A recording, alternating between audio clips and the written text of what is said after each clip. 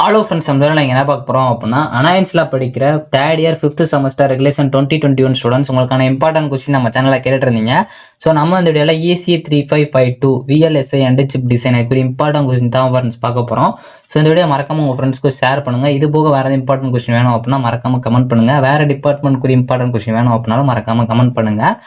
So இதுக்கு முன்னாடி நம்ம அப்லோட் பண்ண வீடியோஸ்லாம் நீங்கள் பார்க்கணும் அப்படின்னு நினச்சிங்கன்னா நம்ம சேனலில் செமஸ்டர் 5 இம்பார்ட்டன்ட் கொஸ்டின் ஒரு பிளேலிஸ்ட் இருக்கும், அதை கிளிக் பண்ணி பார்த்துக்கோங்க. ஸோ வாங்க வீடியோக்குள்ள போலாம். ஓகே ஃப்ரெண்ட்ஸ், ஃபர்ஸ்ட் எடுத்தா பாத்தீங்க அப்படின்னா EC3552 VLSI and Chip Design ஒரு இம்பார்ட்டன்ட் கொஸ்டின் தான் ஃப்ரெண்ட்ஸ் பார்க்க போறோம். ஸோ உங்களை யூனிட்டைஸா பார்ட் A பார்ட் B பிரிச்சு கொடுத்துருக்கேன். இல்லை ரெட் கலர்ல போல்டு பண்ணிருக்க டாபிக்ஸ் நல்லா பார்த்து வச்சுக்கோங்க. யூனிட் 1 யூனிட்ல பார்ட் B பொறுத்த வரைக்கும் உங்களுக்கு 3 region operation of MOS transistor ரொம்ப முக்கியமான ஒன்று. அதே மாதிரி scaling and fundamental units CMOS ரொம்ப முக்கியமான ஒன்று. யூனிட் 1ல பார்ட் A பொறுத்த வரைக்கும் உங்களுக்கு propagation delay of CMOS inverter பார்த்து வச்சுக்கோங்க. அதே மாதிரி ஸ்ட்ரக்சர் ஆஃப் MOS அப்படின்னா பவர் கன்செப்ஷன் நல்லா பார்த்து வச்சுக்கோங்க. யூனிட் 2ல பார்ட் B பொறுத்த வரைக்கும் உங்களுக்கு லோ பவர் டிசைன் பிரின்சிபல்ஸ் ரொம்ப முக்கியமான ஒன்று. டைப்ஸ் ஆஃப் பவர் டிசிபேஷன் இது ரொம்ப முக்கியமான ஒன்று. யூனிட் 2ல பார்ட் A பொறுத்த வரைக்கும் உங்களுக்கு ப்ரொபகேஷன் டிலே ரொம்ப முக்கியமான ஒன்று. எல்மோர் கான்ஸ்டன்ட் கண்டிப்பா வந்து கேட்க அதிக பாசிபிலிட்டிஸ் இருக்கு, நல்லா பார்த்துக்கோங்க. டைனாமிக் லாஜிக் கேட்ஸ் ரொம்ப முக்கியமான ஒன்று. அதோட அட்வான்டேஜஸ் டிஸ்அட்வான்டேஜஸ் பார்த்து வச்சுக்கோங்க. எந்த ஒரு கொஸ்டின் பார்த்தாலும் அட்வான்டேஜஸ் டிஸ்அட்வான்டேஜஸ் டிஃபரன்ஷியேட் ஸ்டேட் இந்த மாதிரி கொஸ்டின் எல்லாமே நல்லா பார்த்து வச்சுக்கோங்க. ஷார்ட் லைன் மீடியம் லைன் இது நல்லா பார்த்து வச்சுக்கோங்க. சர்ஜ் இம்பிடன்ஸ் ரொம்ப ரொம்ப முக்கியமான ஒன்று. ஸ்டிக் டயக்ராம் அதை பார்த்து வச்சுக்கோங்க. அதோட யூசஸும் பார்த்து வச்சுக்கோங்க. ஸோ அதுபோக அட்வான்டேஜஸ் ஆஃப் டிரான்ஸ்மிஷன் கேட்ஸ் இதுவும் நல்லா பார்த்து வச்சுக்கோங்க. யூனிட் 3 யூனிட்ல பார்ட் B பொறுத்த வரைக்கும் உங்களுக்கு operation of master slave based edge triggered register ரொம்ப ரொம்ப முக்கியமான ஒன்று. செல்ஃப் டைம்டு சர்க்கியூட் டிசைன் இது நல்லா பார்த்து வச்சுக்கோங்க. ஸ்டாட்டிக் லேச்சஸ் அண்ட் ரெஜிஸ்டர், அதே மாதிரி டைனாமிக் லேச்சஸ் அண்ட் ரெஜிஸ்டர் ஏதாச்சும் ஒன்று கேட்க வாய்ப்பு இருக்கு, நல்லா பார்த்து வச்சுக்கோங்க.